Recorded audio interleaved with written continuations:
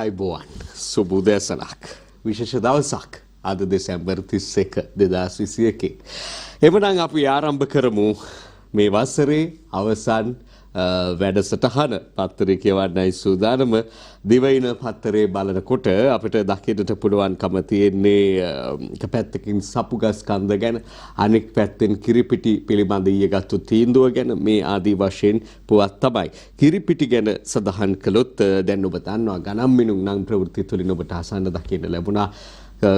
ආනයනය කරනු ලබන කිරිපිටි කිලෝව රුපියල් 150කින්, ඒ වගේම ග්‍රෑම් 400 පැකට්ටුවක මිල රුපියල් 60කින් කිරිපිටි මිල නගී කියලා දිවයින වාර්තා කරනවා. දේශීය කිරිපිටි දියර කිරි මිල වැඩි නොවේ, මිල්කෝ පැල්වත්ත කියයි කියලායි සඳහන් වෙන්නේ. පොඩ්ඩක් කියන එහෙම තිබුණට තවත් පුවත් පතක මා දැක්ක සඳහන් වෙලා තියෙනවා දේශීය කිරිපිටිත් රුපියල් 20කින් නගී කියලා. මේ තියෙන්නේ අරුණ පත්තරේ වාර්තා කළ දේශීය කිරිපිටිත් රුපියල් 20කින් කියලා. හැබැයි මෙතන තියෙන හැටියට නම් දිවයිනේ හැටියට ගත්තොත් නම් දේශීය කිරිපිටි සහ දියර කිරි මිල වැඩි නොවේ, මිල්කෝ පැල්වත්ත කියයි කියලා සඳහන් වෙනවා.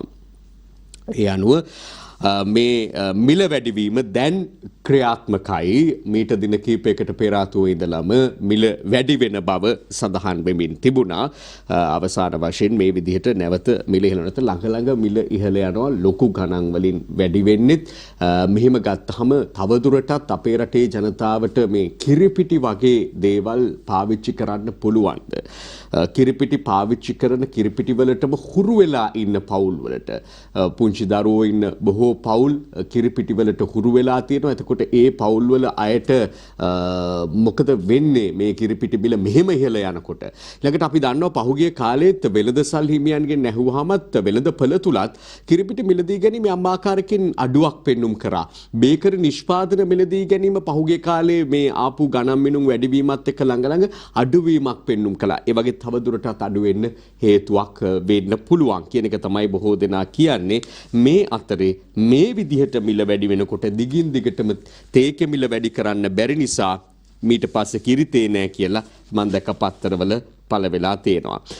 මේ වතාවේ නෙමෙයි කලින් වතාවේ වැඩි වෙනකොටත් බොහෝ තැන්වලින් කිරිතේක අයින් වුණා. දැනට මේ ඇති වෙලා තියෙන දැවැන්ත මිල වැඩිවීමත් එක්ක මින් පස්සේ කිරිතේ නෑ කියලා තමයි කියන්නේ. ආපන ශාලා හිමියන්ගේ සංගමය උපුටා දක්වමින් දිනමිනෙත් තියෙන වාර්තාවක්.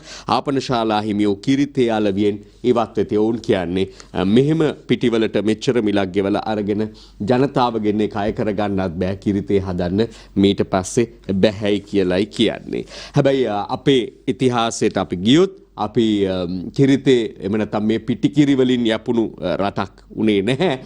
නමුත් මෑත කාලීනව අපි අර පොහොර වගේ රසායනික පොහොරට දශක ගාණක් හුරු වුණා වගේ කිරිපිටි වලට දශක ගාණක් හුරු වෙච්ච රටක් විදිහට අපි කොහොමද එකපාර හැරෙන්න කියන එකත් ප්‍රශ්නයක්. අපි ඊළඟට අද පුවත්පතේ දකිනවා කිරිපිටි මිල ඉහළ දැමීම ගැන රජයට මැදිහත් වෙන්න බෑ කියලා වෙළඳ අමාත්‍ය බන්දුල ගුණවර්ධන මහතා ප්‍රකාශ කරලා තියෙනවා. කිරිපිටි මිල ඉහළ දැමීම ගැන රජයට මැදිහත් වෙන්න බෑ කියලායි එතුමා ප්‍රකාශ කරලා තියෙන්නේ. ඉතින් මැදිහත් වෙන්න බැරුව රජය එහෙම ඉන්නකොට රජය විශේෂයෙන්ම මේ ආණ්ඩුව පත් කරපු ජනතාව කියනවා ජීවත් වෙන්න බෑ කියලා දැන් මේ තියෙන තත්ත්වයක් එක්ක. පාලකයන්ට අධිපෝෂණය, රටේ ජනතාවට මන්ද පෝෂණය උරුම වෙලා කියලා විපක්ෂ නායක සජිත් ප්‍රේමදාස මහතා ඔය අතරේ අවධාරණය කරනවා මේ සිදු වෙමින් යන දේවල් දිහා බලලා.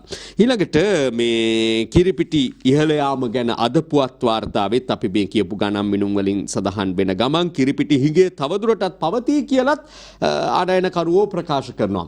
මිලත් වැඩි වෙනවා, ගන්නත් නැති වෙනවා, හිඟත් වෙනවා කියලා තමයි ඔවුන් කියන්නේ. හිඟේකුත් පවතීවි කියලා. මේ අතරේ අපි බලමු ඊළඟට අද පුවත්පතේ තියෙන ප්‍රධාන සිරස්තලය. බොර තෙල් ගන්න ඩොලර් නෑ, සපුගස් කන්ද යලි වැසෙයි. යලි විවෘත කිරීමට නියමිතව ඇත්තේ ජනවාරි 30 වෙනිදා කියලයි සඳහන් වෙන්නේ. එන 3 වෙනිදා ඉඳලා නැවත සපුගස් කන්ද පිරිපහදුව වාසන්න සිදු වෙනවා කියනවා. දැන් මේක අහනකොට දකින්නකොට අපිට ඊළඟට ඔළුවට එන කාරණාව තමයි තෙල් හිඟයක් එයිද කියලා. ඇමතිතුමා නම් කියනවා එහෙම වෙන්න බෑ. මොකද පෙට්‍රල් අවශ්‍යතාවයෙන් 14%ක් ඩීසල් අවශ්‍යතාවයෙන් 29%ක් තමයි පිරිපහදුවෙන් සපයන්නේ. නිසා හිඟයක් ඇති වෙන්න ඉඩ තියන්නේ වැඩි ප්‍රමාණයක් ගෙන්වනවා. ගෙන්වන්නේවත් මේ වෙලාවේ මේ තියෙන ඩොලර් ප්‍රශ්නයත් එක්ක අර්බුදයක තියෙන කියලා අපි හොඳ ආකාරවම දන්නවා. කොහොම වුණත් එහෙමයි දැක්වෙන්නේ. දිවයින පුවත්පතේ තියෙනවා බොරතෙල් ගේන ඩොලර් නැතුව සපුගස් කන්දේ අලිවැසේ දිනකට පාඩුව කෝටි 10ක්. එතකොට තමයි ප්‍රශ්න කරන කාරණාව තමයි පිරිපහදු කරපුවගෙන් වන්න ඩොලර් තියනවාද කියන එක. ඒ සම්බන්ධව තව කතාවක් ආණ්ඩුව පැත්තෙන් මෙතන අමාත්‍යවරයා පැත්තෙන් පහුගියදා ප්‍රකාශ කරනු ලැබුවා. ඒ තමයි මේ පිරිපහදු කරලා ගන්න ගියාම මෙහෙට ඇවිල්ලා වියදම වැඩි පිරිවැය තව දුරටත් වැඩි වෙන බවත්. ඊළඟට අපි බලමු දැන් මේ එක් වෙනත් පුවත්පතත් අවධානය යොමු කරලා 2022 වසරේ ආහාර හිඟයක් ඇතිවීමට ඉඩ තබන්නේ නැහැ. තව මාස 3-4කින් විදේශ ගිණුමේ ප්‍රශ්නයත් සම්පූර්ණයෙන් නිමා වේවි. මහ බැංකුව අධිපති අජිත් නිවාඩ් කබ්‍රාල් මහතා ප්‍රකාශ කරලා තියෙනවා. අද පත්තරේ පළ කරලා තියෙනවා. මේ පිළිබඳව විපක්ෂය එහෙම ප්‍රශ්න කරනවා. අප දුටුවා ආචාර්ය හර්ෂද සිල්වා එහෙම මන්ත්‍රීවරයා එහෙම අහනවා මේ ඩොලර් සංචිත සපුරා ගැනීම කොහොමද කළේ කියන එක වහාම හෙළිතරව් කිරීම මහ බැංකුව අධිපතිවරයාගේ වගකීමක් බවට පත් වෙනවා කියලයි ඔහු නම් සඳහන් කළේ. ඊළඟට අපි මේ තවත් ගැටලුකාරී තත්ත්වයන් කීපයක් ලංකාදීප ප්‍රධාන සිරස්තලය වාර්තා කරමින් තිබෙනවා. පෝර නැතිව අස්වනු බැහැලා කුකුළු කොටු වැටිලා බඩ ඉරිඟු ටොන් ලක්ෂ 5ක් වහාගෙන්වයි කියලා සඳහන් වෙනවා. ආහාර දෙන්න සත්තුන්ටත් මේ අවශ්‍ය දේවල් නැති වුනහම සත්ත්ව නිෂ්පාදනත් එන්නම පහළ යනවා. හැබැයි ඒ වුණාට තවත් පුවත් වාර්තාවක දැක්ුණා කුකුළු මස් සහ බිත්තර මිල අඩුවීමක් පෙන්눔 කරනවා කියලා ඒ අරුණ පුවත්පතේ දැන් පහුගිය දින නත්තල ආසන්නේ ඉතාම ඉහළ මිල ගණන් වලට බිත්තර කුකුළු මස් සලවි උනේ. කුකුළු මස් බිත්තර මිල අඩුවේ හැබැයි මේ රාජ්‍යමති ඩී.බී. හෙරත් මහතා උපුටා දක්වමින් ගෙනෙන වාර්තාවක් ඒ අඩුවීම සුළු ප්‍රමාණයකින් සිදු වෙන්නේ. කුකුළු මස් කිලෝග්‍රෑමයක මිල රුපියල් 50කින් බිත්තරයක මිල රුපියල් 2කින් අඩු කිරීමට කුකුළු මස් සහ බිත්තර නිෂ්පාදකයෝ සමග පැවති සාකච්ඡාවේදී එකග වුණා කියලා පශු සම්පත් ඊළඟට ගොවිපළ ප්‍රවර්ධන හා කිරි හා බිත්තර ආශ්‍රිත කර්මාන්ත රාජ්‍ය අමාත්‍යවරයා ප්‍රකාශ කරලා තියෙනවා. මේ අතරේ තවමත් තිබෙන ගොවි ගැටලු කෘෂිකාර්මික ගැටලු පොහොර ප්‍රශ්නය පොහොර ඉල්ලා රිදී මාලියද්ද ගොවීහු ගොවි ජන කාර්යාලය වටලති. සල්ලි බැන්දත් බඩු දීලා නැහැ නිලධාරීන් පැය 4ක් කාර්යාල අඩස්සියේ කියලා සඳහන් වෙනවා. පොහොර ගෙන්වීමට දැන් පෞද්ගලික සමාගම් වලට අවසරය ලබා දුන්නට ඒ කටයුතු සිදු වෙන්න ප්‍රමාද වෙන බව බොහොම පැහැදිලි. එතන තියෙන්නේ ඩොලර් පිළිබඳ ප්‍රශ්නයක් නිසා. ඒ අතරේ අපි තවත් විවිධ කාරණා අද දවසේ දකිනවා. ඉන් එකක් තමයි මෙන්න මේ දිලුම් අමුණුගම රාජ්‍ය අමාත්‍යවරයා උපුටා දක්වමින් අද මව්බිම පුවත්පතගෙන එන වාර්තාව වර්ජන ගර්ජන ගණන් ගන්නේ නැහැ. පාඩු ලබන රාජ්‍ය ආයතන ගැන එන වසරේ තීන්දුවක් ගන්නවා ජනපතිත් එකගයි කියලයි දිලුම් අමුණුගම ප්‍රවාහන රාජ්‍ය අමාත්‍යවරයා සඳහන් කරන්නේ. වර්ජන ගර්ජන තර්ජන මේ මුකුත් ගණන් ගන්නේ නැතුව පාඩු ලබන රාජ්‍ය ආයතන පිළිබඳ වහා තීන්දුව තීරණ ගන්නවා කියලා ප්‍රකාශ කරනවා මේ දිලුම් අමුණුගම රාජ්‍ය අමාත්‍යවරයා. ඒ අතර අපට දකින්නට පුළුවන්කම තිබෙනවා දැන් මේ ආපන ශාලාවලින් ටී එක හැලුණ විතරක් නෙමේ ඊයේ ඉඳලා පටන් ගත්ත නියමු ව්‍යාපෘතියක් එක්ක බස් රථයෙන් කොන්දොස්තර හැලෙයි කියලත් අද මව්බිම පුවත්පත වාර්තා කරලා තියෙනවා. සමහර වෙලාවට ඔබවත් හලලා කොන්දොස්තර මහත්තයා බස් එක අරගෙන ගෑ ගහගෙන යන්නේ ඇති. දැන් එතුමවත් හලලා දාලා මේ බස් වලින් මේ විදිහට කොන්දොස්තර මහත්තුරු හැලීම පිළිබඳව නම් ලොකු විරෝධයකුත් තියෙනවා. 20000ක් පමණ දෙන කොන්දොස්තරවරු විදිහට සේවය කරනවා කොන්දොස්තර රාජකාරිය දෙනවා. එතකොට ඒ අයට මොකද වෙන්නේ පවුල් වලට මොකද වෙන්නේ කියලා බස් සංගම් කීපයක් විමසද්දී ලංකා පෞද්ගලික බස් හිමියන්ගේ සංගමේ සභාපති ගැමුණු විජේරත්න මහත්මයලා මේ ක්‍රමය හඳුන්වා දෙන්න පෙරමුණගෙන කටයුතු කරලා තිබෙනවා. ඕනම කාරණාවක දෙපැත්තක් 3-4 පැත්තක් තියෙනවා. එතකොට එහෙම බැලුවාම එක පැත්තකින් මේ බස් සේවය දියුණුවට ලක්වීම හොඳ කාරණාවක් වුණත් මේ වගේ රටේ අසීරු කාලයක ජනතාව ජීවත් වෙන අසීරුවෙන් ඉන්න කාලයක එන්නම ජීවන බර වැඩි වෙච්ච කාලයක කීයක් හරි හොයාගත්තු ජීවනෝපායත් අහිමි වෙනවා නම් යම් අයෙකුට ඒකත් සුළු ප්‍රමාණයකට නෙමෙයි 20000කට ආසන්න ප්‍රමාණයකට එක බරපතල කාරණාවක්. අපි ඊළඟට ලංකාදීපයේ දකිනවා චීන පෝර එපා කිව්වාට සමාගම ලංකාවට එරෙහි සටන ආරම්භයි කියලා වාර්තාවක් අපි දකිනවා.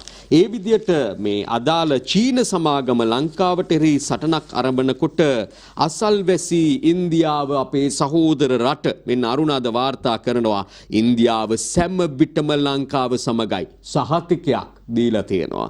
අපි ඉන්නවා කියලා ඔබත් එක්ක.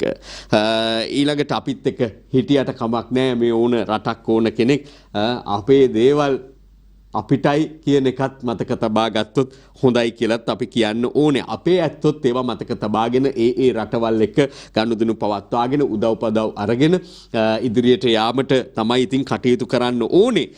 නමුත් වෙමින් තිබෙනවයි කියන්නේ ඊට වඩා වෙනස් තත්වයක්. අපි අරුණේ දකිනවා ගෑස් හිඟේ සමනය වෙන්න තව සති 3ක් ලිත්‍රෝ සභාපති උපුටා දක්වන්නේ දින 3ක් කියලා තැතැම් වාර්තාවල සඳහන් වුණා. මොකද මේ ඉරිදා අලුත් ගෑස් නැවක් එන්න තියනවා කියලා තමයි කියන්නේ.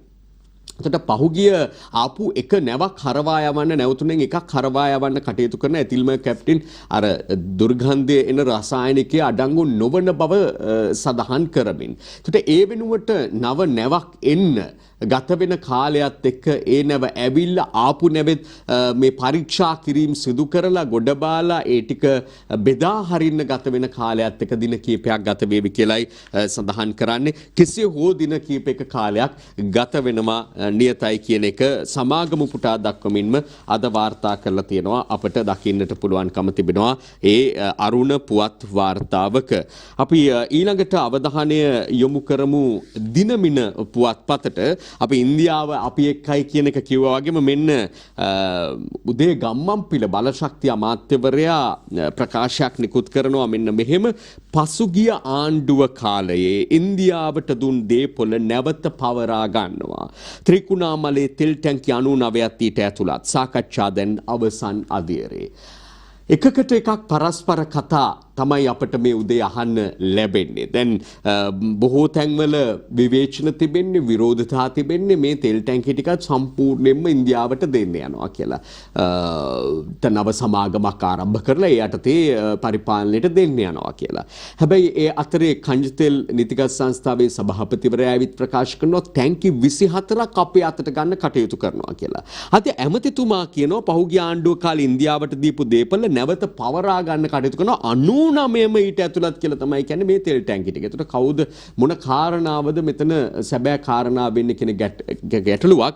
ඒ වගේම ඡන්දෙට කලිනුත් අපිට මතකයි මෙහෙම කතා රැව් පිළිරැව් දෙනවා අපේ කනේ තාම අහවල් සම්පත් අපේ රටට අයිති දේවල් ස්ථාන වැදගත්යන් අපි නැවත ගන්නවා අපිට ආණ්ඩුවක් දෙන්න අපි ආපු ගමන් කරන්නේ ඒකයි කිව්වත් මතකයි. ඉතින් කොහොම වුණත් දිනමින පත්තරේ ගම්මන්පිල ඇමතිතුමා උපුටා දක්වමින් කියන්නේ සාකච්ඡා දැන් අවසන් අදියරේ ත්‍රිකුණාමල තෙල් ටැංකි 99 ඇතුළත් අපි දීපුවා නැවත පවරා ගන්න කටයුතු කරනවා කියලා එතුමා ප්‍රකාශ කරලා තියෙනවා.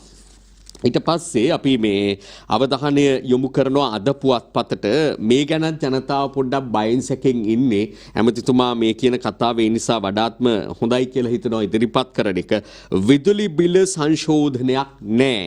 විදුලි බල ඇමති ගාමිණී ලොකුගේ මහතා උපුටා දක්වමින් අද පුවත්පත ගෙනෙන වාර්තාවක්. මොකද දැන් ඔච්චරයි තව වැඩි වෙන්නයි කියලා තියෙන්නේ බැලුවාම අපිට හිතෙන හැටියට.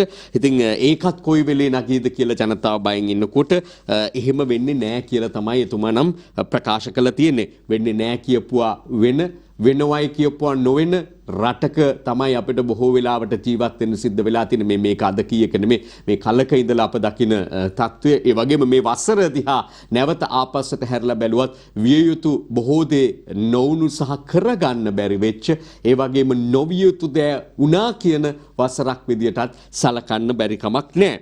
අපි ඊළඟට බලමු තව මොනවද තියෙන්නේ උපුටා ගන්නට සුවිශේෂ වන කාරණා දිවයින පුවත්පතේ අපට දකින්න පුළුවන්. ඒ වගේම මව්බිම පුවත් පුවත්පතේ අපට දකින්නට පුළුවන් මේ සීෂෙල්ස් වලත් ශ්‍රී ලාංකිකයෙකු ඝාතනය කර ඇති බවට පුවතක්. මව්බිමෙන් උපුටා ගත්තොත් ඒ ප්‍රධාන සිරස්තලය ගෙල්ල සිර කර ඇති බවට සැක සීෂෙල් වලත් ලාංකිකයෙකු මරා දමලා කියලා අද සඳහන් කරමින් තිබෙනවා මව්බිම පුවත්පත. දැන් මේ සීෂෙල්ස් රාජ්‍යයත් ශ්‍රී ලාංකිකයෝ බොහෝ දෙනෙක් සේවය කරනවා. සංචාරකයෝ බොහෝ සෙයින් ගැවසෙන රටක් රාජ්‍යයක් විදිහට තමයි සීෂෙල්ස් සැලකෙන්නේ. මෑත කාලීනව මහත් ජනප්‍රියත්වයට පත්වෙච්ච කලාපයක් ප්‍රදේශයක්. ඉතින් කෙසේ හෝ වේවා මේ සීෂෙල්ස් වලත් යන්නත් අපේ ලාංකිකයෝ සේවය කරන්න යන්නත් බොහෝ උනන්දුවක් පහුගිය කාලේ දැක්වුවා. අපි බලන්නේ අපට ලැබෙන වේතනය, අපට ලැබෙන පහසුකම් මේවා තමයි බොහෝ වෙලාවට අපි බලන්නේ. ඒ නිසා ඒ අනුව බලලා ලාංකිකයෝ බොහෝ දෙනෙක් ගිහින් ඉන්නවා සීෂෙල්ස් වල. එපමණක් නෙවෙයි අපිට පහුගිය කාලවල මතකයි මේ සීෂෙල්ස් විවිධ කාරණායක ලංකාව තුලත් මාතෘකාවට බඳුනුණා. ඔබට මතක නම් පිරිසක් මෙහි ගෙන්වගෙන නිරෝධානයට ලක් කළා කියලා, ප්‍රතිකාර කළා කියලා කොවිඩ් උත්සන්නව තිබිච්ච කාලේ පවා අපේ රටේ.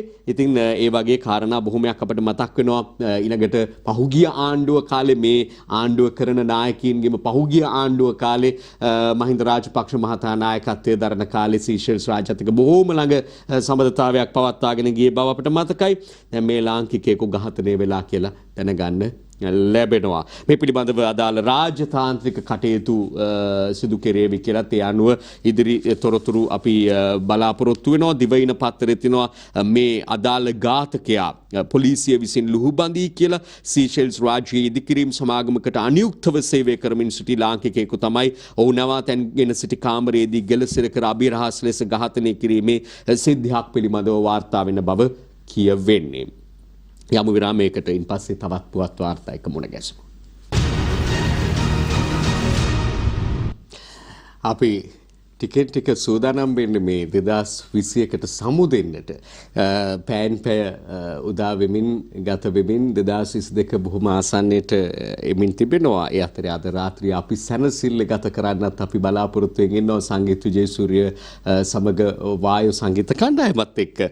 දැන් මේ සාමාන්‍යයෙන් ජනවාරි 1 වෙනිදාවක් එනවා කියලා කියන්නේ කිරිබත් ටිකක් කාපලා කාලා සතුටින් අලුත් අවුරුද්ද පටන් ගන්න රටක් අපි. එහෙම වුණාට දැන් මේ මව්බිම පත්තරේ තියෙන ජනේරුවට කිරිබත් කාපු රටේ බෙදා කන්න වෙන්නේ මාඤ්ඤොක් අතම්බලා. මැණික් කුඹුර වෙළඳ සංගමේ සභාපතිවරයා ප්‍රකාශ කරන එකත් අම්බ ගන්න වෙන ගෑස් ලිපක එහෙමනම් නෙවෙයි කියලා සමහරු කියනවා.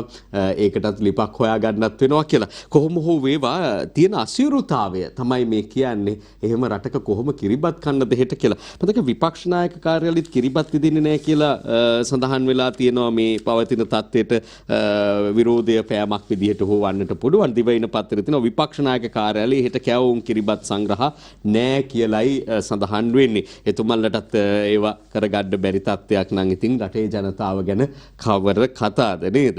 අගමැති ඉවත් වෙන කතාව බොරු.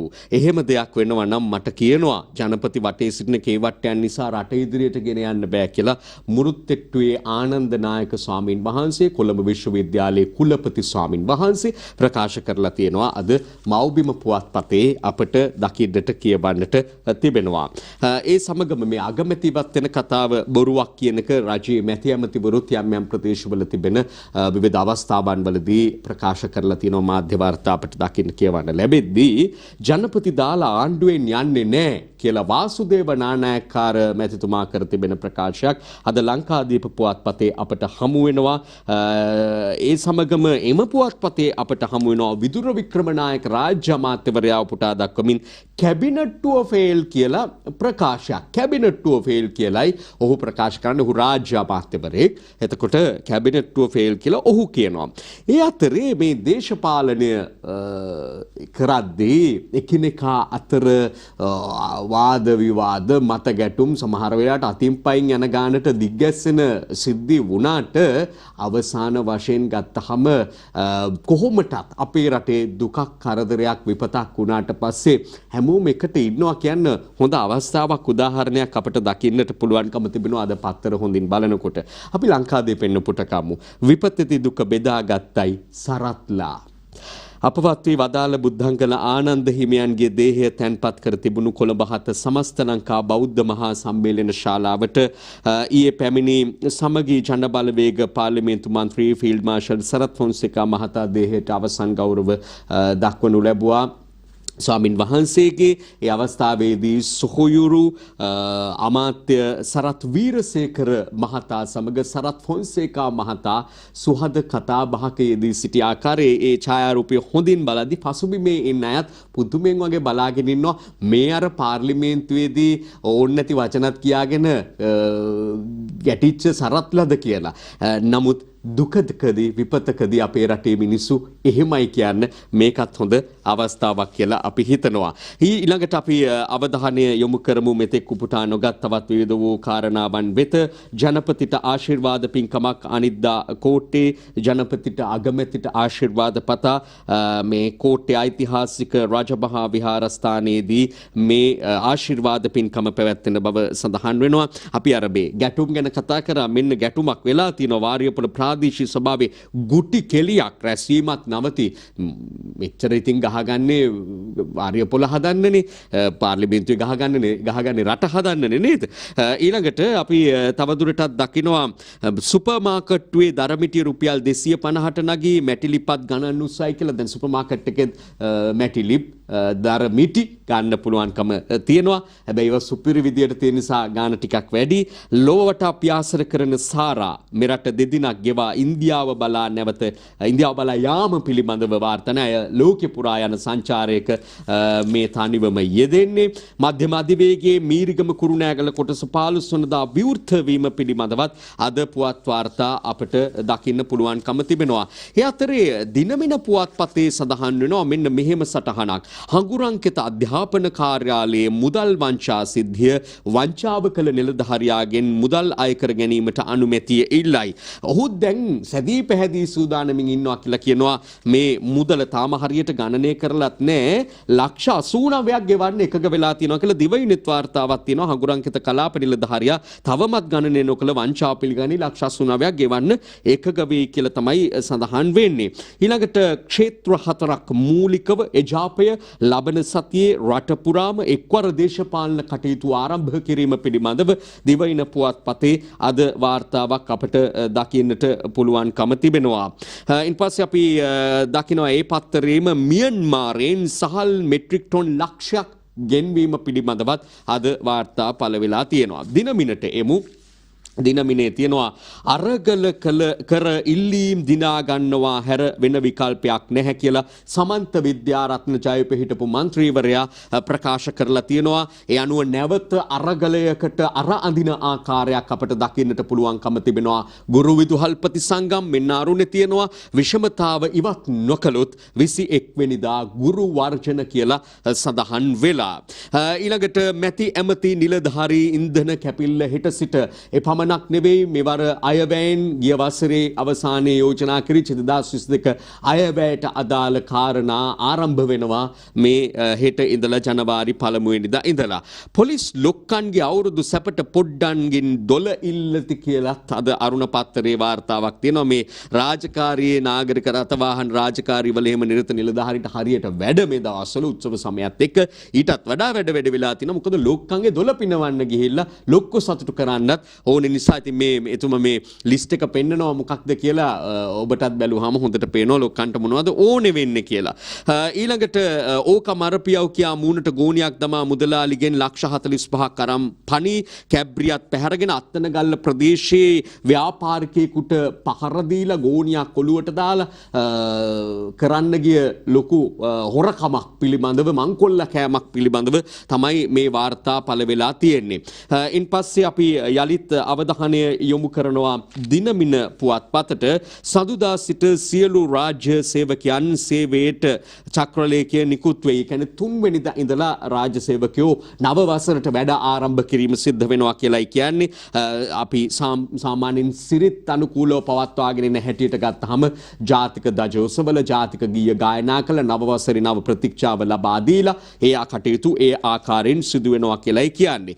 හදිස්සි අනතුරු වලින් වසරකට 12 50,000ක් මරුට කියලා දිනමින පුවත් වාර්තාවක දකින්නට පුළුවන්කම තිබෙනවා. සෝබාදහම හරි පුදුමයි කියලා හිතෙනවා මේ වගේ කාරණා ගැන ටිකක් දුරට හිතනකොට. යුද්ධමය වාතාවරණයක් රටේ තියෙනකොට යුද්ධෙන් බොහෝ ජීවිත නැති වුණා. දිනපතා එමෙන් සිද්ධි වාර්තා වුණා. හදිසි අනතුරු නිසා දැන් වැඩි වෙලා තිනවා. කොවිඩ් නිසා පසුගිය කාලේ වැඩි වුණා. එතකොට හදිසි අනතුරු අඩු වුණා. මේ ආදි වශයෙන් විවිධ කාලවල පරිසරය හැඩගැහෙන හැටි, සෝබාදහම හැඩගැහෙන හැටි, සෝබාදහම තමයි අවසාන වශයෙන් අප ගැන තීරණ ගන්න. අප සෝබාදහම ගැන හිතන පතන කටයුතු කරන සලකන විදිහ අනුව අපටත් සැලකුම් ලැබෙන බව අපි තේරුම් ගන්න හොඳ අවස්ථාවන් මේ. සපුගස්කන්ධ පිළිබඳව අපි උපුට ගත්ත කුමාරි ඇල්ලේ දියනෑ සොහයුරියෝ තිදෙන අතුරුදන්. අවුරුදු 14 දියණියෝ දෙදෙනෙක් ඊළඟට 29ක තරුණියක් මේ විදියට හංවැල්ල ප්‍රදේශීය අවිසාවේලියට නුදුරු කුමාරි ඇල්ලේ දියනාන්නට ගිහිල්ලා දියේම සැඟව ගිය සෝචනීය පුවතක් අසන්න ලැබෙනවා. ඒ ගැනත් යමක් කියන්න ඕනි කියලා මම හිතනවා. මේ දවස්වල බොහෝ දෙනා නිවාඩු ලබලා තියෙනවා. ඒ නිසා දුර ගමන් බිමන් යනවා, විනෝද වෙන්න කාලය වෙන් කරනවා. හැබැයි ඒ විනෝදය සතුට කඳුලකින් නිමා කර නොගන්නට වගකීම් සහගත වෙන්න කියන එක විශේෂයෙන් අපි බොහෝම ආදරයෙන් ඔබෙන් මේ වෙලාවේ ඉල්ලන්නට ඕනේ. පෞද්ගලික බස් හිමියෝ උද්ඝෝෂණයකට අරැඳීම පිළිබඳවත් තියෙනවා. අර කොන්දොස්තරවරු ඉවත් කිරීම එක පැත්තකින්, තවත් මුහුණ පාන ගැටලු ගණනාවක් මේ අතරේ තිබෙනවා. බස් ගාස්තු ගෙවන්න ඉලෙක්ට්‍රොනික කාඩ් පත පිළිබඳවත් අද වාර්තා අපට දකින්නට පුළුවන්කම තිබෙනවා. කොන්දොස්තර අනිවාර්ය නැහැ ප්‍රවාහන පනත සංශෝධනයට පියවර ගන්නවා කියලා. මේ ඔක්කොම එක පෙළට දිනමින පුවත්පතේ තමයි අපට දකින්නට පුළුවන්කම තියෙන්නේ. ඒ අතරේ පසුගියදා අපට වාර්තා වෙච්ච තිරුක්කෝවිල් පොලිසියේ වෙච්ච සිද්ධිය ලේවැගිරීම පිළිබඳව, තිරුක්කෝවිල් වෙඩි තැබීම, සැකකාර පොලිස් නිලධරයා මානසික වෛද්‍යවරයෙකු හමුවට කියලත් අද වාර්තා අතර අපට දකින්න පුළුවන්. ඊට පස්සේ පොලිස් දුක් ගැනවිලි අහන වැඩේ පොලිස් වීමක් පිළිබඳවත් අපට දකින්නට පුළුවන්කම තිබෙනවා ඒ දිව ඉන පුවත්පතේ. ඒ සමගම අද පුවත්පතේ තිබෙනවා තවත් ඉතාම සුවිශේෂ වන කාරණාවක්. ඒ තමයි 6 ශ්‍රේණියේ පන්තියක සිටිය යුතු සිසුන් ගණනට අදාළ චක්‍රලේඛය උල්ලංඝනය කරලා ශිෂ්‍යත්වයේ ඉහළ ලකුණු ගත්තත් පාසල් වලට ඇතුළත් වෙන්න බෑ. 2020 ශිෂ්‍යත්ව විභාගයේ අගතියට පත් ළමයින්ගේ දෙමාපිය සංසදය එහෙම ප්‍රකාශ කළා කියලායි සඳහන් වෙන්නේ. ප්‍රතිඵල ඉහළම අගයක් ගත්තා.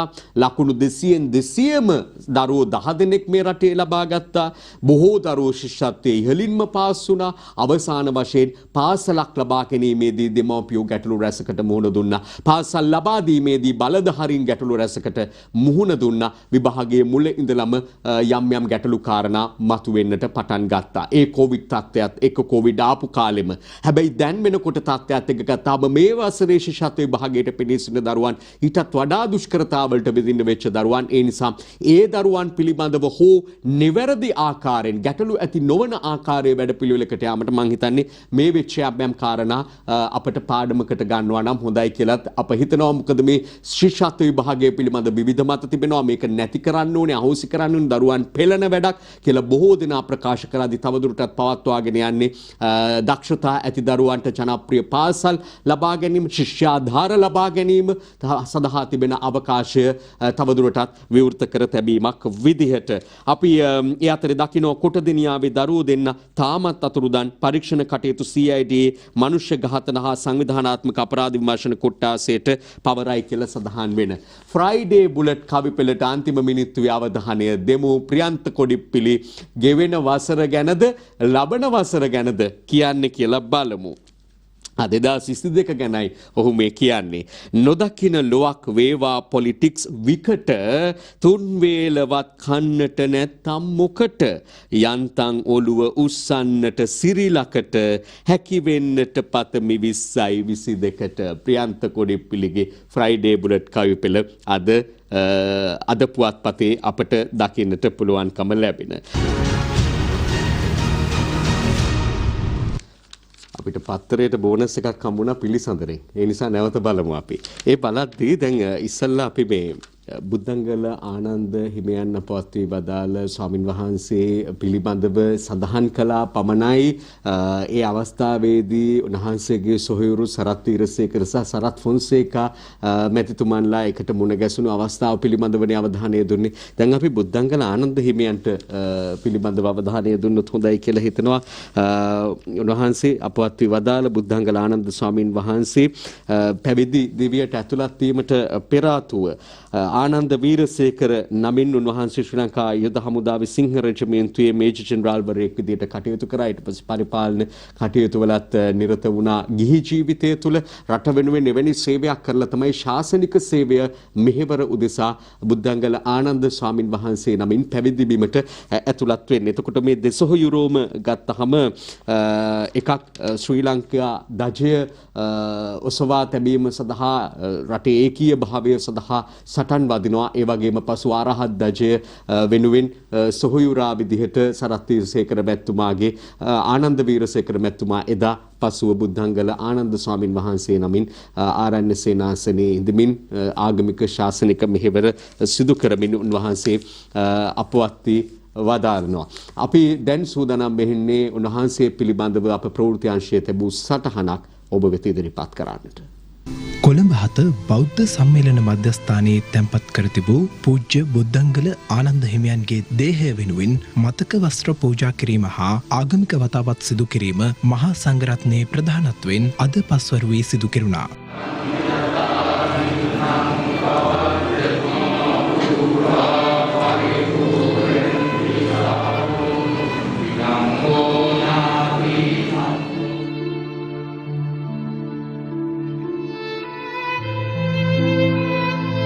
මතක වස්ත්‍ර පූජා කිරීම හා ආගමික වතාවත් සිදු කිරීමෙන් අනතුරුව බුද්ධංගල ආනන්ද හිමියන්ගේ දේහය රත්මලාන ගුවන් තොටුපළෙන් ගුවන් මගින් බුද්ධංගල ආරණ්‍ය සේනාසනය වෙත වැඩම කරවුවා.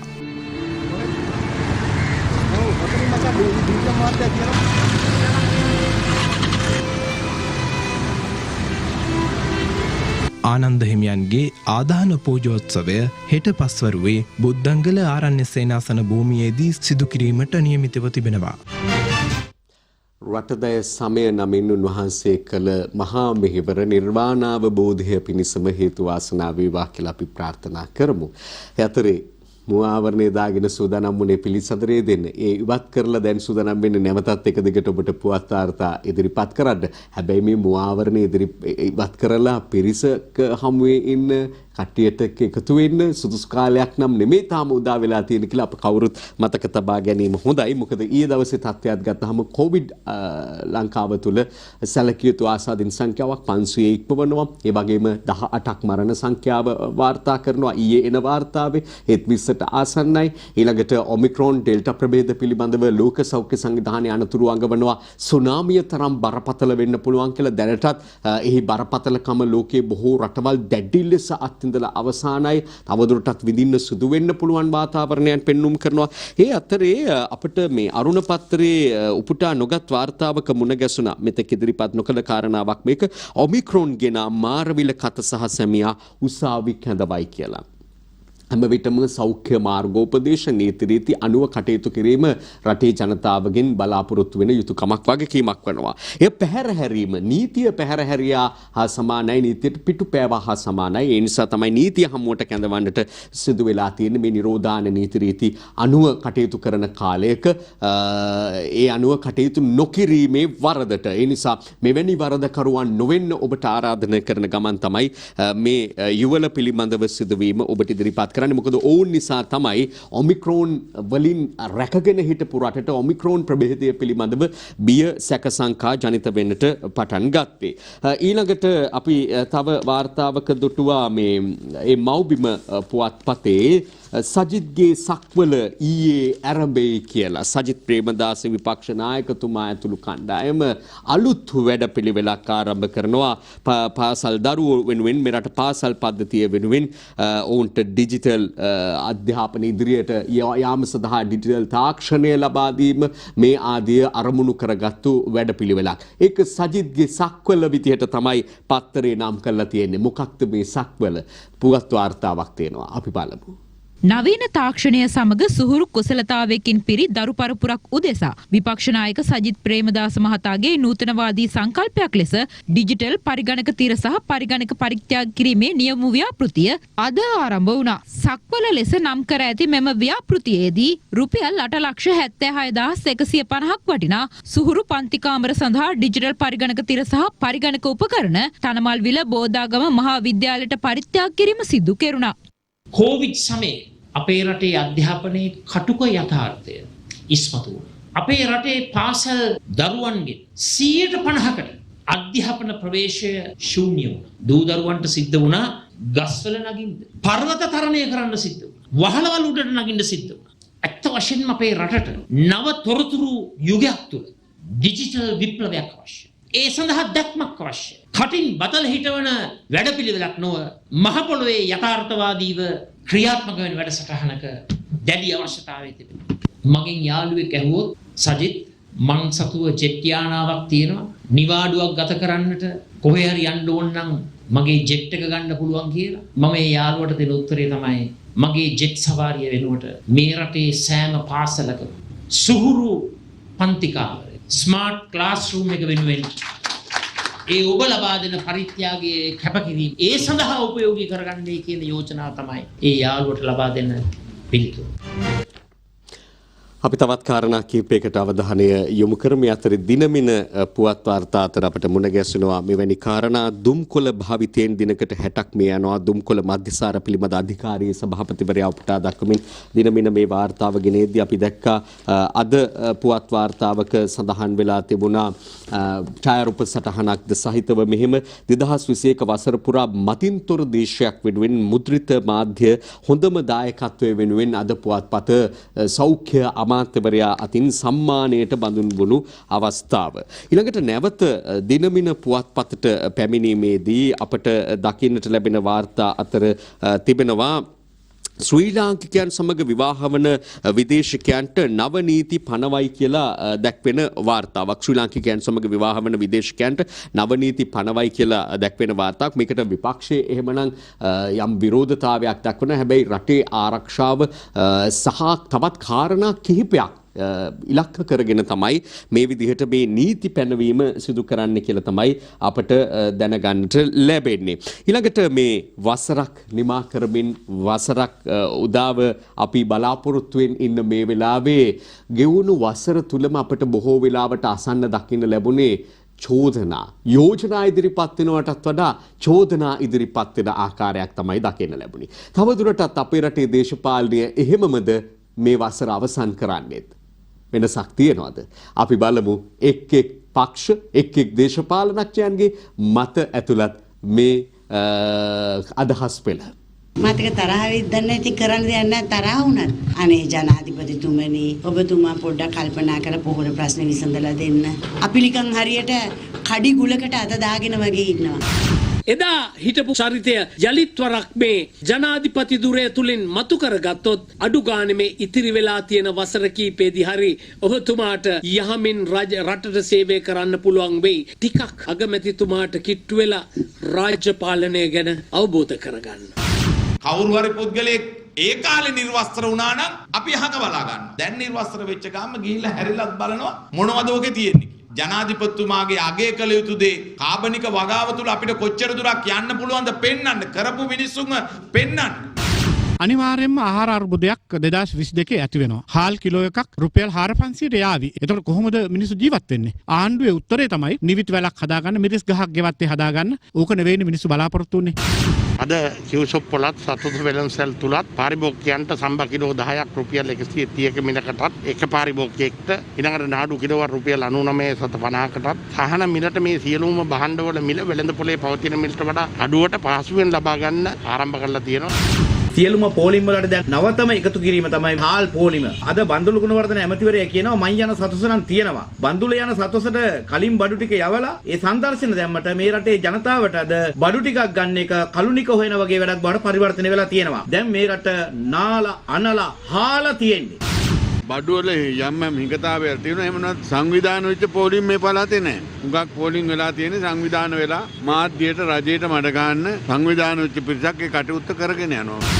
මේ ආණ්ඩුව දිනෙන් දින විහිළු සපයන ආණ්ඩුවක් හැටියට පත් වෙලා තියෙනවා. අද අපේ ජනතාවට දරුවන්ට කිරි ටික දී ගන්න බැරි ආණ්ඩුවක් ලැජ්ජයි කියන්නේ. කරුණා කරලා ආණ්ඩුව ගෙනියන්න බැයි නම් පළපුරුදු ඇති අයගෙන් අහන්න. රනිල් වික්‍රමසිංහ මහත්තයාගේ යහපාලන ආණ්ඩුව අවුරුදු 5ක් කරාපු වගේ ප්‍රතිඵල තමයි අද බුද්ධ විඳින්නේ. ඒගොල්ලෝ මේ රටේ භාණ්ඩාගාරය සම්පූර්ණ කරලා විදේශ ශාන්තියත වැඩි කරලා තිබිලා යහපත් රටක් අපිට බාර දුන්නා නම් අපි ඒක අල්ලාගෙන යනවා කොරෝනා වසංගතයේ ආවත්. රනිල් වික්‍රමසිංහ මහත්තයාට වෙලා තියෙන බලයේ තියෙනකොට මොලේ ඇත්තෙම නැහැ. බලේ නැති වෙනකොට තමයි මොලේ පෑදිලා සැලසුම් ඉදිරිපත් කරන්නේ මෙහෙම කරන්න දැන් උපදේශක වෙලා තියෙනවා. කතා නම් බොහොමයි. හැබැයි ඔය කතා කර විතරද හිටියේ කියලා අපට අහන්න වෙනවා, හිතන්න වෙනවා. මේ වගේ වාර්තා දකිනකොට දශක ගණනාවක් රට මෙහෙය වූ ආකාරය දිහා බලුවාම පත්වෙච්ච ඒ ආණ්ඩු නායකයෝ, පාලකයෝ, මැති ඇමතිගොල්ලෝ, ඉහළ බලධාරීන්, නිලධාරීන් ඒ නිසාම නෙවෙයිද මේ විදිහේ දුක් විඳින්න අපේ කාන්තාවන්ට, අපේ මව්වරුන්ට, සහෝදරියන්ට සිදු වුණේ. Tamanගේ ආර්ථිකය හදාගන්න, ගෙදර ආර්ථිකය හදාගන්න, අවසාන වශයෙන් ඔවුන්ගෙන් යැපෙන රටක් බවට ශ්‍රී ලංකාව පත් වෙනවා. මේ මෑත භාගයේ වෙනකොට මෙන්න මව්බිම පුවත්පතක ඇතුල් පිටුවක ඇතුල් කතාවක්. අප මේ ගෘහ සේවයේ එහෙම නැත්නම් විදේශ සේවයේ රටවල සේවය කරන්න ගිහලා අපේ කාන්තාව විඳින ජීවිතවල ඇතුල් කතාවක්. ඒජන්සියකින් ඩුබායි ගිහින් අපා දුක් විඳින සෙවණගල කතාවක් පාපුච්චාරණයක. ඇය පිළිබඳව සටහන් කරනවා. මේ සටහනේ මුලදීම සෙවණගල කිරිබ්බන් වැව දිවුලාන ගම්මානයේ කාන්තාවක් බව ඇය ඊළඟට මේ ඒජන්සි තරව්කරුවෙකු මරණ තර්ජන පවා ඇයට සිදු කරලා තියෙනවා. මේවා එලි තරව් කළ ලංකාවට ආවුත් වාහනයකට යට කරලා හරි ඔබ මරලා දානවා කියලා ඒ ඒජන්සි කරුවෝ අප දන්නවා. බොහෝ වෙලාවට මේ කාන්තාව පසුපස එන්නේ ඕන්ම මේ විදියට විදේශ රැකියාවක් ඔවුන්ට හඳුන්වලා දෙන්නේ රට යවන්නේ ඒ අයට තියෙන ආදරයටම නෙවෙයි. මේක Tamanගේ ව්‍යාපාරයේ සවුන්ට ඉහළ මිලක් ලැබෙනවා. මේ යවන සෑම කෙනෙකු ගානෙම උන්ට ලොකු මුදලක් ලැබෙනවා. ඒ මුදලත් අරගෙන තමයි ඔවුන් මේ සියල්ල සිදු කරන්නේ. බොහොම හොඳින් රැකියාව ලබා දීලා බොහොම හොඳින් බලා ගන්න අවසානය දක්වාම වග කියන ඒජන්තවරුත් මේ රටේ ඉන්නවා කියන එකත් අපි කියන ගමන් තමයි මේ වගේ අය ගැන වහම අවධානය යොමු කරන්න කියලා අදාළ ආයතන අමාත්‍යාංශ තියෙනවා, දෙපාර්තමේන්තු තියෙනවා, ආයතන තියෙනවා, විදේශ සේවා නියුක්ති කාර්යාංශය තියෙනවා. මේ සෑම පාර්ශවයකටම ඊළඟට පොලිසියට මේ ආදී සෑම අංශයකටම දැනුම්පත් කරන්නේ. ඒජන්සියකින් ඩුබායි ගිහින් අපා විඳින සෙවණගල කතාක් පාපෝච්චාරණයක පොරොන්දු වුණු පඩි කිසිවක් නැහැ. වැඩිය කතා කළොත් දාන්නේ එළු කොටුවක වැඩට කියනවා. වැඩිය කතා කළොත් දාන්නේ එළු කොටුවක වැඩට කියනවා. උදේට පෝලිම් ගස්වල අපිව විකුණනවා. අරංගියේ ඕමාන් යවන්න යැව්වේ ඩුබායි. අපිව එහෙදි දැම්මේ ලාංකික කතුන් 40කගේ ගොඩකට. එපමණක් නෙවෙයි අර කතාවේ අවසාන වශයෙන් කියනවා ලංකාවට ආවොත් වාහනයකට යට කරලා මරනවා කියා ඒජන්සි කාර්යය තර්ජනය කළා. මෙන්න අපි ඉදිරිපත් කළ මව්බිම ඇතුල් පිටු වාර්තාව. මේ ගැන අවධානය දෙන්න කියලා බොහෝම කාරුණිකව අදාළ ඇත්තන්ගෙන් ඉල්ලන ගමන් අපි ගමු කෙටි විරාමයක්. යලි හමුවෙමු ඉක්මනින්. අපි යලිත් වාර්තා කීපයකට තිබෙන කාලයත් එක්ක අවධානය යොමු කරමු. අද පුවත්පතේ ඇතුල් පිටු වාර්තා අතර මුණ ගැසුණා බිඳුවේ සිට ඉහළට ගිය බංග්ලාදේශයේ කතාව. ස්වදේශිකයාගේ ආගමනයෙන් වසරක් තුල රටට ව්‍යවස්ථාවක්. මේ කොටස් වශයෙන් පළවන සටහනක 12 වෙනි කොටස. කෙසේ වෙතත් අද අපි බංග්ලාදේශයේ විවිධ අවස්ථාවල උදාහරණයට ගන්නවා. අපේ ආර්ථිකය ගැන කතා කරනකොට ඒ වගේම අවසාන වශයෙන් අපි බංග්ලාදේශයෙන්ුත් ණය ගන්න රටක් බවට පත් වුණා. බංග්ලාදේශයත් මුල් වතාවට අපිට ණයක් දුන්නා. ඉතින් බංග්ලාදේශය කොහොමද උඩ ආවේ ගොඩ ආවේ? බංග්ලාදේශයටත් අපිට වගේ ප්‍රශ්න අපිට වඩා ප්‍රශ්න ඇතැම් තැන්වල තිබුණේ නැද්ද?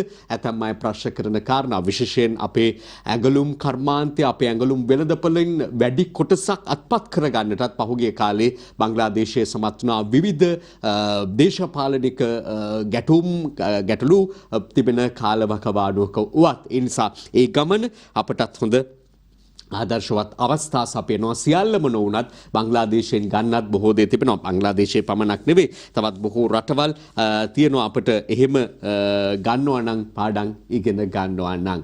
ඒ අතරේ මේ අපි 2022 එන අවුරුද්දට සූදානම් වෙනකොට Tamanගේ සමාජිකත්වයට යුද හමුදාපති ජෙනරල් ශවේන්ද්‍ර සිල්වා මේ ගෙවුණු 21ට 2021ට සමුදුන් හැටිත් 2021ට සුබ පැතු හැටිත් අපිට දැන් දකින්නට පුළුවන් තිබෙනවා. මුදාපති ජෙනරාල් ශවේන්ද්‍ර සිල්වා මහතා ඊයේ කිලිනොච්චිය පළවන බලකායේ සංචාරයක නිරත වුණා. එහිදී යුද්ධ හමුදාපතිවරයා සේවයේ නියුතු හමුදා සමාජිකයින්ට නව වසර වෙනුවෙන් සුබ පැතුම් එක් කළා. එළමෙන 2022 නව වසර වෙනුවෙන් අභියෝගාත්මක කාර්යභාරයක් අතිගරු ජනාධිපතිතුමා විසින් යුද හමුදාවට පවරනු ලැබුවා. හරිත කෘෂිකාර්මාන්තය ශ්‍රී ලංකාව තුළ ක්‍රියාත්මක කිරීම එම අභියෝගයයි. මෙහි අරමුණ වන්නේ රට තුළ හරිත කෘෂිකාර්මික කටයුතු වඩාත් සැලසුම් සහගතව ස්ථාපිත කිරීමයි. මේ මගින් සැලසුම් සහගතව සිදු කරන ස්වයං පෝෂිත කෘෂිකාර්මික ආර්ථිකයක් මෙරට තුළ ස්ථාපනය කිරීමට අතිගරු ජනාධිපතිතුමා බලාපොරොත්තු වෙනවා. උත්සවයෙන් අනතුරුව මාධ්‍ය වෙත අදහස් පළ කළ යුද්ධ හමුදාපතිවරයා ශ්‍රී ලංකා යුද හමුදා ප්‍රමුඛ ත්‍රිවිධ හමුදාව යුද්ධය නිමා කිරීම සඳහා රටේ ජනතාව ආරක්ෂා කර ගැනීමට සුවිශේෂී කාර්යභාරයක් කරලා තමයි අද මේ ජීවත් වෙන ජනතාවට සමගියෙන් සාමයෙන් ජීවත් වෙන්න පරිසරයක් හදලා දුන්නේ ඒ කාලේ. දැන් යුද්ධෙන් පස්සෙත් අපි මේ පළාත් තුළ ජීවත් වෙන ජනතාවට හමුදාවන් හැටියට අපගේ ප්‍රථම කාර්යයට අමතරව ලබා දී හැකි උපරිම සහයෝගයක් අපි මේ වන විටත් ලබා දීලා තිනවා. ඉතින් ඉදිරි වසරේදීත් මේ ආකාරයෙන්ම අපිට ලබා දිය හැකි උපරිම සහයෝගයක් මේ පළාත් තුළ ජීවත් වෙන ජනතාවට ලබා දීමට අපි බලාපොරොත්තු වෙනවා. තවත් අභියෝගයක් පැවරෙනවා යුද හමුදාවට ඒ වගේම ආරක්ෂක අංශවලට ඊළඟට වගා සංග්‍රාමයක් මේ රටේ තියත් කිරීම පිළිබඳව ඒ ගැන තමයි Tamanගේ සමාජිකත්වයේ Tamanගේ නිලධාරීන් දැනුම්වත් කරමින් ඔවුන්ට ජවය ශක්තිය ලබා දෙමින් යුද හමුදාපතිවරයා අදහස් දක්වන්නේ. ඊළඟට අපි මෞබිම පත්තරේ ඇතුල්පිටු වාර්තාවක් තුල දකිනවා ළංගමට 64යි කියලා මේ පළවෙනි දට යෙදිලා තිබෙන ළංගම ශ්‍රී ළංගම 64 වෙනි සැමරුම නිමිත්තෙන් තමයි මේ සටහන සම්පාදනය වෙන්නේ. ශ්‍රී ළංගම ආරම්භ කොට ජනසතු කරන ලද්දේ ඒ රාජ්‍යයට ආදායමක් මෙන්ම මහජන සේවයක් ලෙසයි. පාසල් වාර ප්‍රවේශ පත්‍ර ආරක්ෂකාංශයට ලබා දී ඇති නිදහස් කමන් බලපත්‍ර පමණක් නොව භික්ෂු කූපන්පත් මේ ආදී අගය කළ යුතු සේවාවන් රැසක් එක්ක ප්‍රථම ජනසතු බස් රථයේ ඡායාරූපයේද සහිතව අදගෙන එන මේ සුවිශේෂ වාර්තාව ඒ ඊටාම වැදගත් එකක් වන නිසායි අපි ඔබට මෙහෙම ඉදිරිපත් කළේ. ළඟම කටයුතු තව තවත් සාර්ථක වන්නට කියලා මේ රටේ ජනතාවගේ ප්‍රවාහන අවශ්‍යතා ඉටු කරන්නට තව තවත් හැකි වේවා දුර යන්න ලැබේවා කියලා අපි ප්‍රාර්ථනා කරමු. ඊළඟට දිනමින ඇතුල්පිටු වාර්තාවක මුණ ගැසෙනවා ඕනෑම සේවයක් දැන් ඔන්ලයින් කරගන්න පුළුවන්. රෙජිස්ටර් ජෙනරාල් මද්දුම බණ්ඩාර වීරසේකර මහතා උපුටා දක්වමින් දැනට නිකුත් කරන උප්පැන්න සහතිකය ප්‍රාථමික ලියවිල්ලක් පමණයි. එය ව්‍යාජ ලෙස සකස් කිරීමේ හැකියාවක් තිබෙනවා.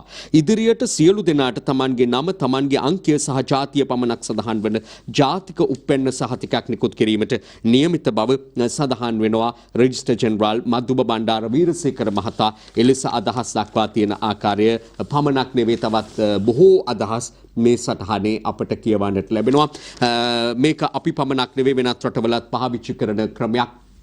අනන්‍යතා අංකයක් තිබෙනවා. ඒ අනුව අපි ගැන හැමදේම එහි සටහන් වුණ උපතිදලා මරණය දක්වාම තොරතුරු සම්පාදනය කර ගැනීම ඉතා පහසු වෙනවා. ඊට පස්සේ දිවයින පත්තරයට ඒමේදී අප කොවිඩ් වෙත වැඩි අවධානයක් යොමු කරමින් කොවිඩ් ගැනම කතා කරමින් ඉන්න වෙලාවේ ඩෙන්ගු ගැන අවධානයට ලක් කරන පුවතක් විදිහට අප මේ දකින්නේ. සැලකිලිමත් වන්න උතුරේ ඩෙන්ගු ඉහළ යන ලකුණු උතුරු පළාත් සෞඛ්‍ය සේවා අධ්‍යක්ෂ ඒ කේතීශ්වරන් උපුටා දක්වමින් මෙහෙම පළ වුණාට මේක උතුරට පමණක් අදාළ වෙන කාරණාවක් නොවන බවත් බොහෝ ප්‍රදේශවල ඩෙන්ගු රෝගීන් වාර්තා වෙන බවත් අපට දැනගන්නට ලැබෙනවා. ඒ නිසා සැලකිලිමත් වීමේ වැදගත්කම තමයි අපට මෙලෙස ඔබට ඉදිරිපත් කරන්න වෙන්නේ.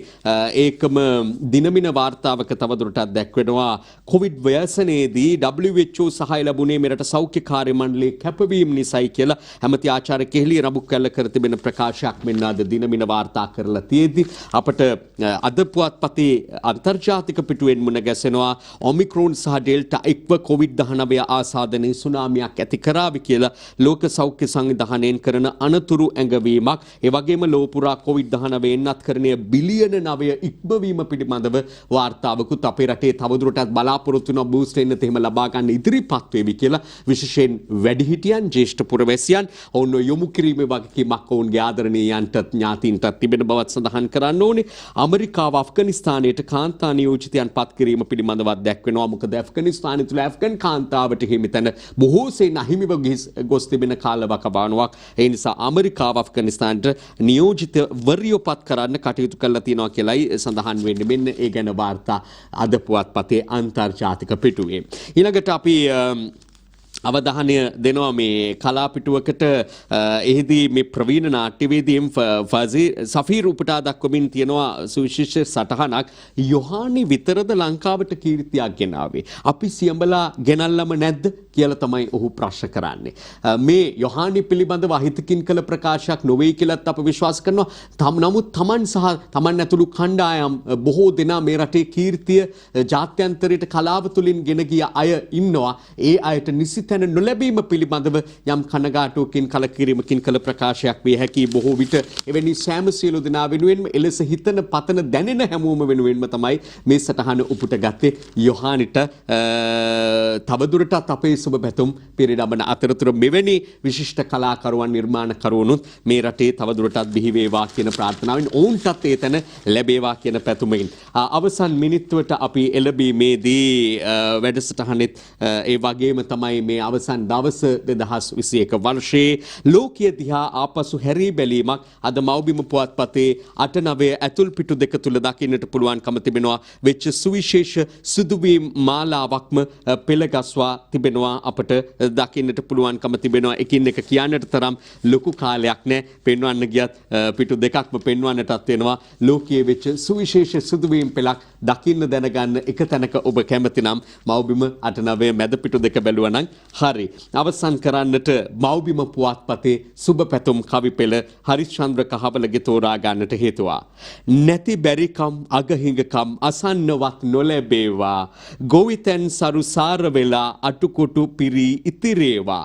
පීඩිත ජනතාව දෙසට පාලක නෙත් යොමු වේවා. 2022 දිවත් පැතූ පැතුම් ඉටු වේවා. ඒ වගේම පතනවා මීට වඩා හොඳ වසරක් 2022 දී උදා වේවා.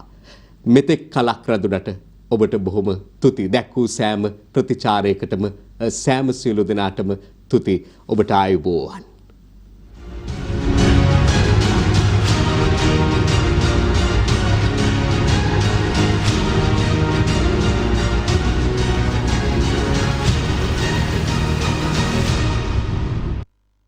දිනපතා අලුත් වීඩියෝ සහ ප්‍රවෘත්ති නැරඹීමට ඉහත බටන් එක ක්ලික් කර සියත TV සබ්ස්ක්‍රයිබ් කරන්න.